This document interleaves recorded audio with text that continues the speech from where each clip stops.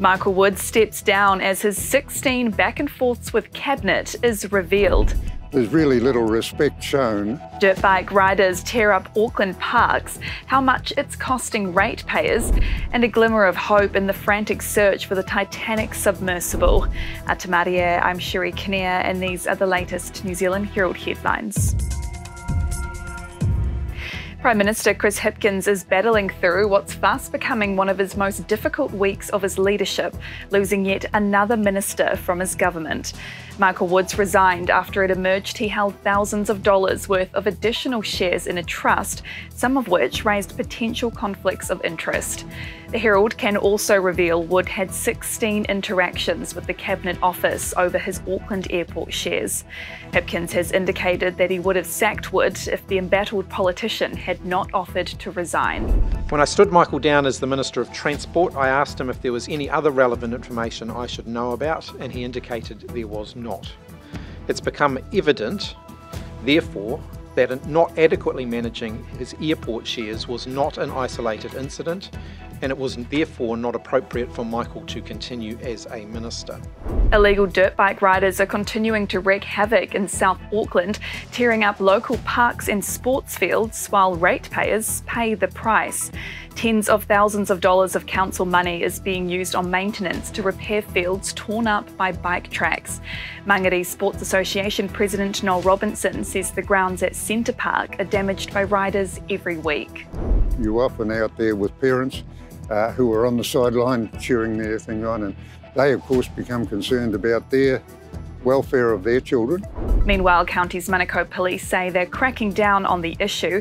They've seized 10 bikes and laid several charges this month since launching a new operation focusing on targeting the dangerous behaviour in the area.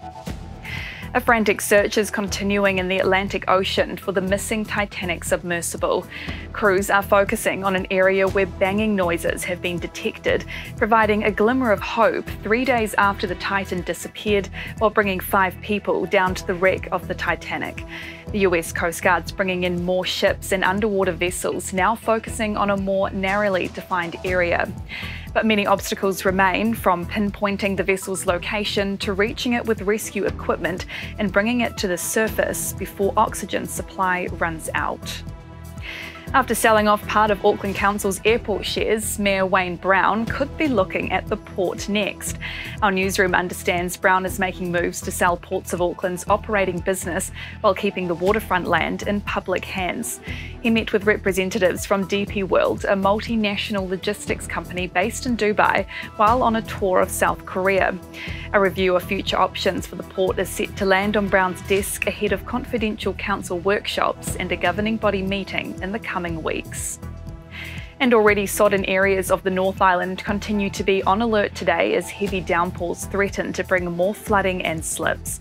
Along the North Island's east coast and Tolaka Bay, flooding has already impacted several roads. Tairawhiti Civil Defence say streams and rivers could rise rapidly and slips and flooding were possible. An orange heavy rain warning remains in place for Gisborne, about and north of Tolaka Bay until 3 p.m. today. And those are the latest New Zealand Herald headlines. For more news worth knowing, head to nzherald.co.nz. Kia pai te rā.